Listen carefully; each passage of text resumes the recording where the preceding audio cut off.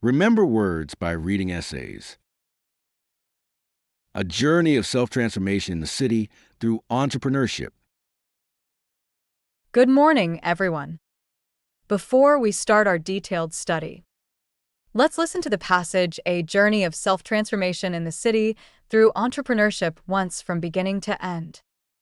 Please don't worry about understanding every word. Just relax. Listen carefully and try to catch the general idea of Linda's story. After 30 years in a quiet village, Linda finally moved to the city. On her first day, she couldn't help but feel a bit frumpy among the fashionable crowd. Still, she was determined to change her life. At first, she hesitated, often flip-flopping on decisions. But eventually she decided to branch out into a small business of selling handmade soaps. The stress of financial pressure sometimes precipitated her anxiety, and once, during a heated discussion with a supplier, she suddenly snapped, bursting into tears.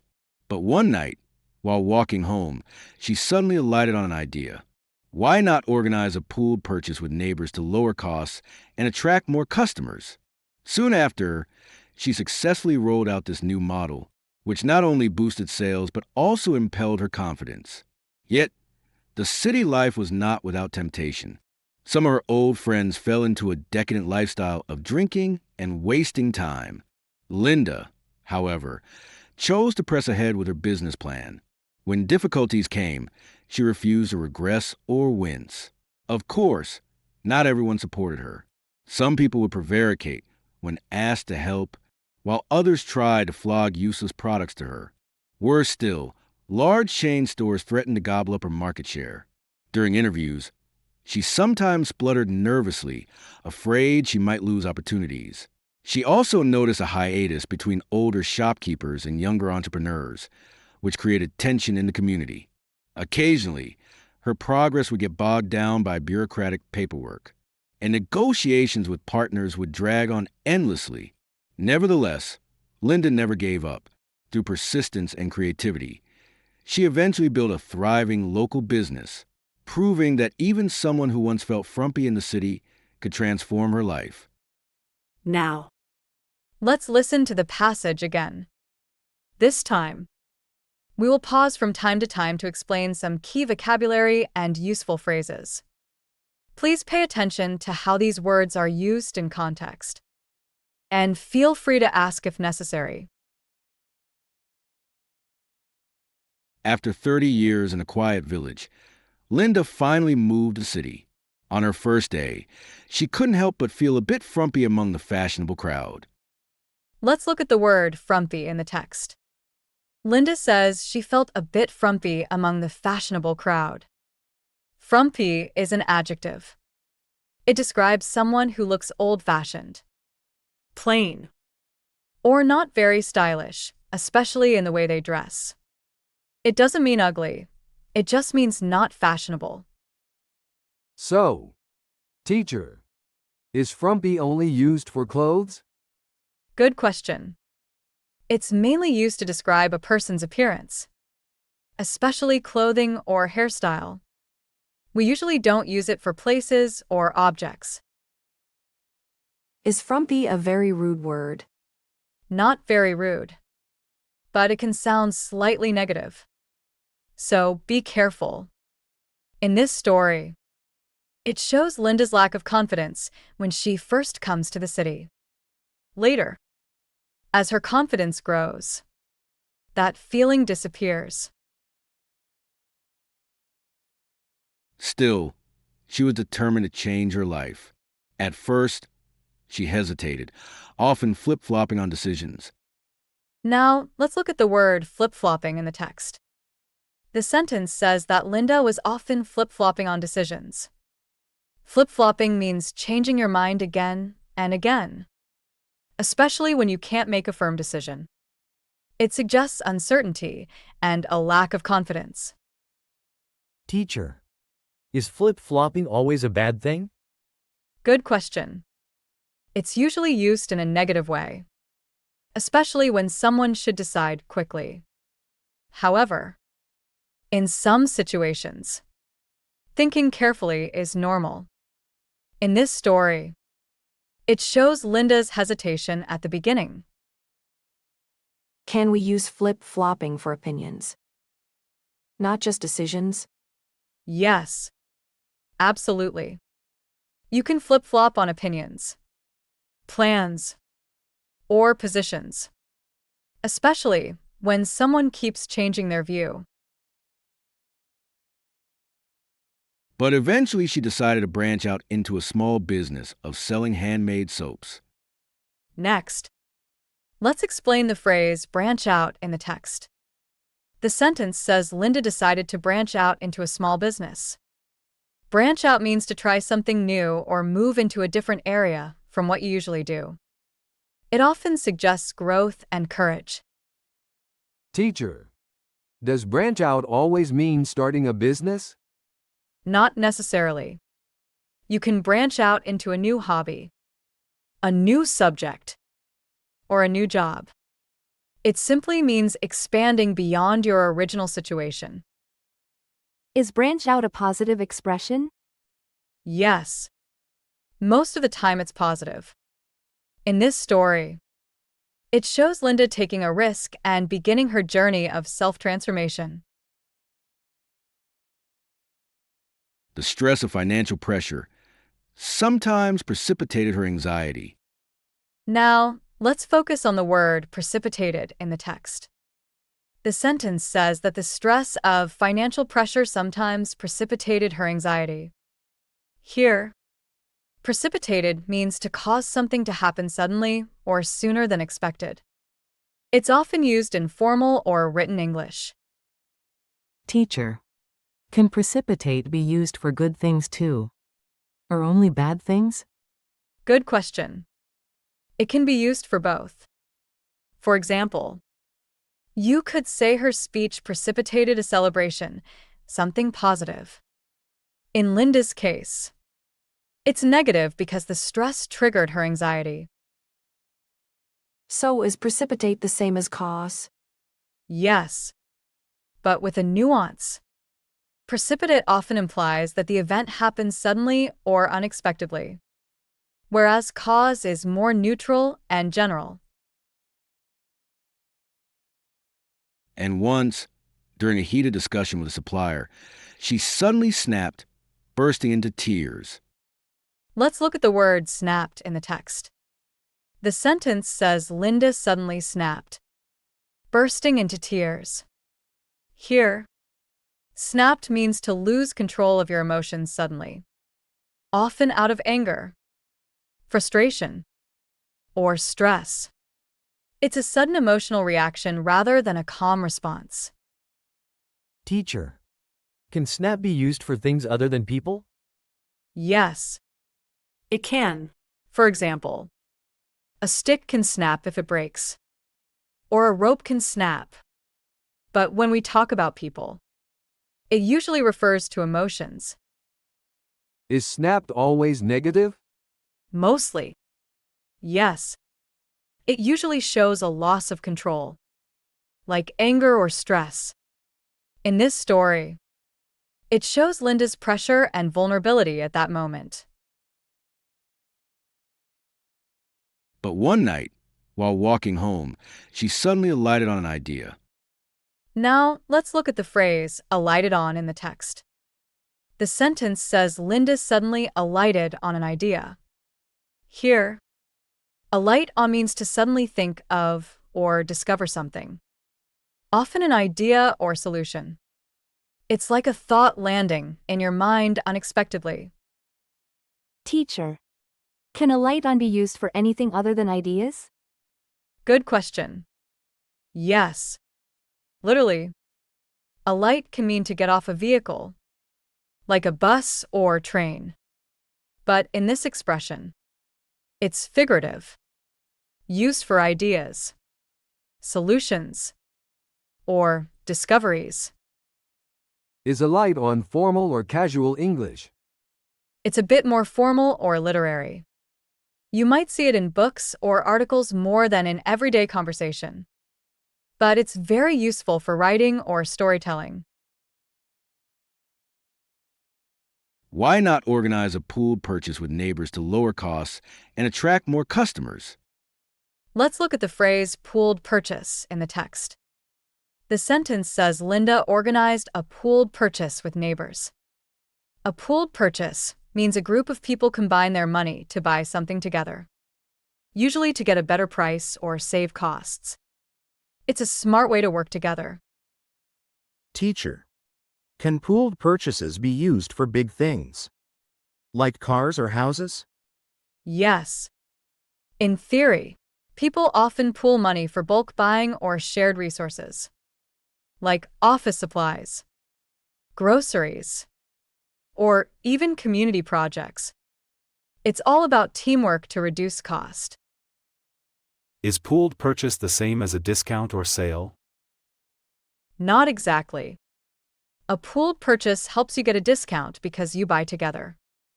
But the discount comes from buying in bulk, not from the store itself. Soon after, she successfully rolled out this new model. Next, let's look at the phrase rolled out in the text. The sentence says Linda successfully rolled out this new model. Rolled out means to launch or introduce something new, like a product, service, or plan. It often implies a planned and organized release. Teacher, can rolled out be used for ideas too? Or just products? Good question. Yes. You can roll out ideas, programs, or even policies. It's about making something new available or putting it into action. Is rolled out formal or casual? It's common in business and media, so it's semi-formal. You'll see it in news articles, company announcements, or marketing materials.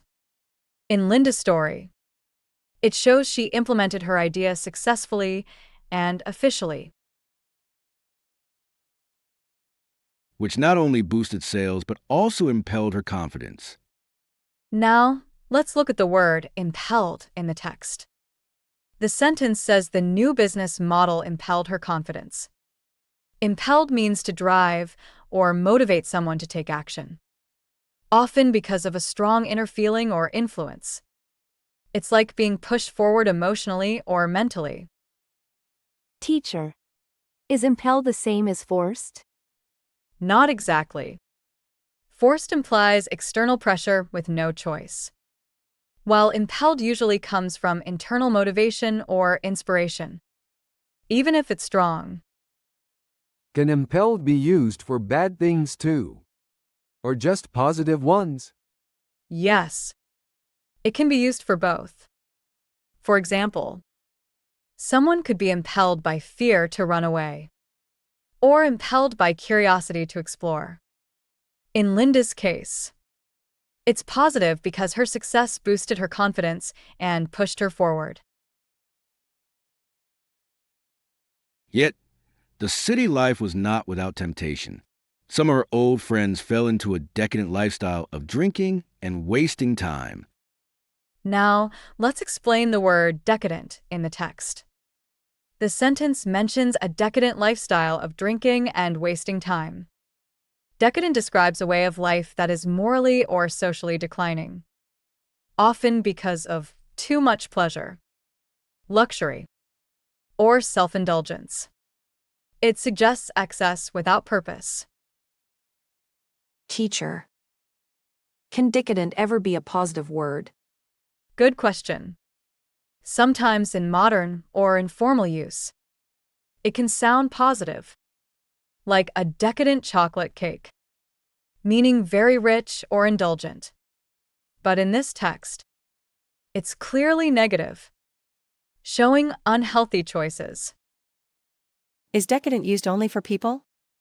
Not only, it can describe lifestyles, societies, periods in history, or even habits.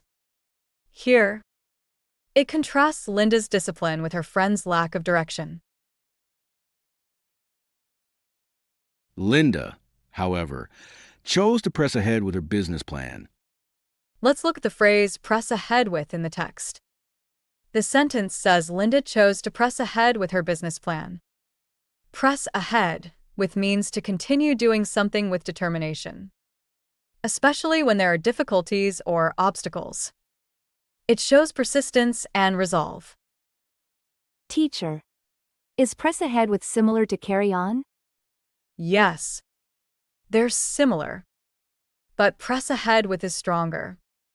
It emphasizes effort and determination, often when the situation is challenging. Can we use press ahead with in everyday conversation? Yes, you can. It's common in both spoken and written English, especially when talking about plans, projects, or goals that require commitment. When difficulties came, she refused to regress or wince. Now, let's look at the word regress in the text. The sentence says Linda refused to regress when difficulties came. Regress means to go back to an earlier, worse, or less developed state. It often suggests losing progress that you've already made. Teacher. Is regress only used for personal behavior? Good question. No. It can be used in many areas. People talk about regressing in skills, society, technology, or behavior. It's commonly used in more formal English. So is regress the opposite of progress? Exactly. Progress means moving forward and improving, while regress means moving backward. In this story, it highlights Linda's determination not to fall back into her old habits or fears. Let's look at the word wince in the text. The sentence says Linda refused to wince when difficulties came. Wince means to show pain, discomfort, or embarrassment suddenly, often with a small facial expression or reaction. It can be physical pain or emotional discomfort. Teacher. Is wince something we can see? Yes. Usually, when someone winces, they might close their eyes, tighten their face, or pull back slightly. It's a quick, natural reaction. Can we use wince for emotional situations? Not just physical pain? Absolutely. You can wince at an embarrassing mistake or wince at harsh criticism. In Linda's case, it shows she refused to show fear or discomfort when facing challenges. Of course, not everyone supported her. Some people would prevaricate when asked to help. Now, let's look at the word prevaricate in the text. The sentence says some people would prevaricate when asked to help. Prevaricate means to avoid giving a clear or direct answer, often by making excuses or speaking vaguely. People prevaricate when they don't want to say yes or no directly. Teacher. Is prevaricate the same as lying? Not exactly. Lying means saying something false. Prevaricating means not being honest or direct, but without clearly lying. It's more about avoiding the truth. Is prevaricate a common word in daily conversation? It's more formal and academic, so you'll see it more in writing or formal speech. In the story, it shows that some people were unwilling to help Linda and tried to avoid responsibility, while others tried to flog useless products to her. Now, let's look at the word flog in the text. The sentence says some people tried to flog useless products to her. Here, flog means to sell something aggressively or dishonestly, often something of poor quality that people don't really want. It has a negative meaning. Teacher. Isn't flog also a word for punishment? Yes. Originally, flog meant to beat someone as punishment. But in modern English, that meaning is less common. In business contexts, it usually means to push or promote something too hard. So can we say flog for normal selling? Not really. Flog suggests pressure, exaggeration, or dishonesty. In this story, it shows that some people were trying to take advantage of Linda by selling her useless products. Worse still, large chain stores threaten to gobble up her market share. Let's look at the phrase gobble up in the text. The sentence says large chain stores threatened to gobble up her market share. Gobble up means to take or consume something quickly and completely. It's often used figuratively in business to describe powerful companies taking over smaller ones. Teacher. Is gobble up only used in business? Good question. No. It's very common in everyday English. For example, he gobbled up his lunch. In business, it's metaphorical, not literal. Is gobble up a formal expression? It's more informal and vivid, which makes the situation sound dramatic. In the text, it emphasizes how serious the threat from big companies was to Linda's small business. During interviews, she sometimes spluttered nervously, afraid she might lose opportunities. Now, let's look at the word spluttered in the text. The sentence says Linda sometimes spluttered nervously during interviews. Spluttered means speaking in a confused or broken way, often because of nervousness, surprise, or embarrassment. The words don't come out smoothly. Teacher. Does splutter mean speaking loudly? Not exactly. It's not about volume, but about losing control of speech. Someone may pause, repeat words, or make unclear sounds. Can splutter be used for things other than speaking? Yes.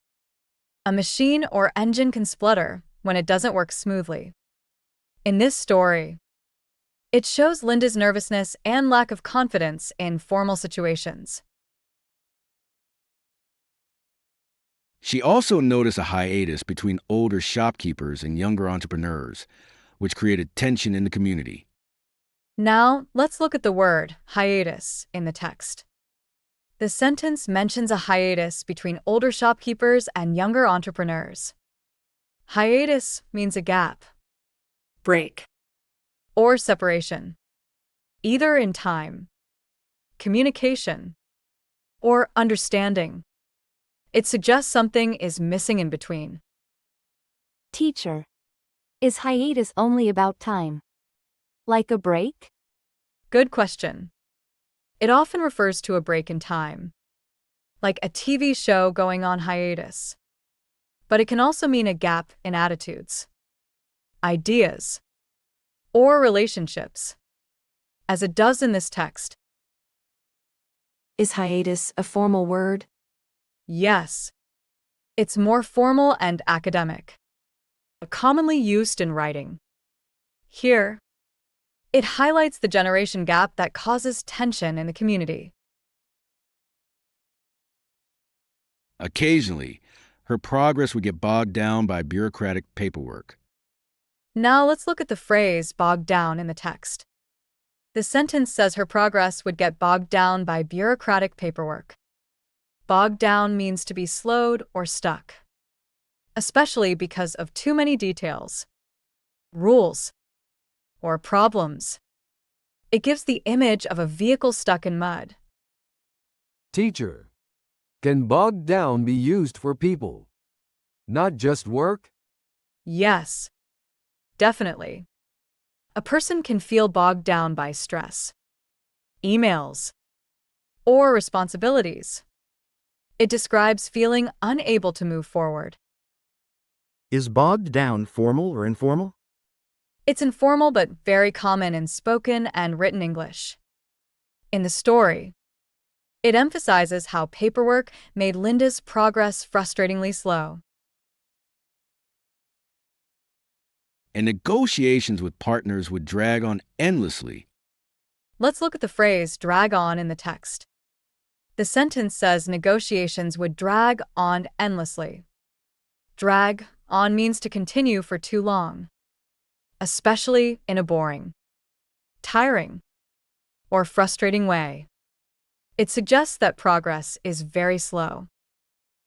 Teacher. Can drag on be used for time in general? Yes.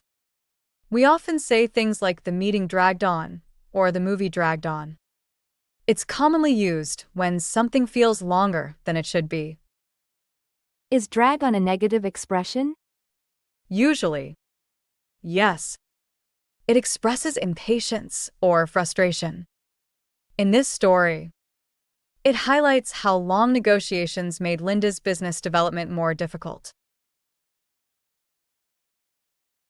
Nevertheless, Linda never gave up. Through persistence and creativity, she eventually built a thriving local business, proving that even someone who once felt frumpy in the city could transform her life. Let's listen to the whole passage one more time. After learning the key words and phrases, try to understand the story more clearly and notice how the language flows. This final listening will help reinforce what we've learned today. After 30 years in a quiet village, Linda finally moved to the city. On her first day, she couldn't help but feel a bit frumpy among the fashionable crowd. Still, she was determined to change her life. At first, she hesitated, often flip-flopping on decisions. But eventually she decided to branch out into a small business of selling handmade soaps. The stress of financial pressure sometimes precipitated her anxiety. And once, during a heated discussion with a supplier, she suddenly snapped, bursting into tears. But one night, while walking home, she suddenly alighted on an idea. Why not organize a pooled purchase with neighbors to lower costs and attract more customers? Soon after, she successfully rolled out this new model, which not only boosted sales but also impelled her confidence. Yet, the city life was not without temptation. Some of her old friends fell into a decadent lifestyle of drinking and wasting time. Linda, however, chose to press ahead with her business plan. When difficulties came, she refused to regress or wince. Of course, not everyone supported her. Some people would prevaricate when asked to help, while others tried to flog useless products to her. Worse still, large chain stores threatened to gobble up her market share. During interviews, she sometimes spluttered nervously, afraid she might lose opportunities. She also noticed a hiatus between older shopkeepers and younger entrepreneurs, which created tension in the community. Occasionally, her progress would get bogged down by bureaucratic paperwork, and negotiations with partners would drag on endlessly. Nevertheless, Linda never gave up. Through persistence and creativity, she eventually built a thriving local business, proving that even someone who once felt frumpy in the city could transform her life. That brings us to the end of today's lesson. I hope this passage helped you not only learn new phrases, but also appreciate the theme of personal growth and entrepreneurship. Thank you for your attention, and I'll see you in our next class.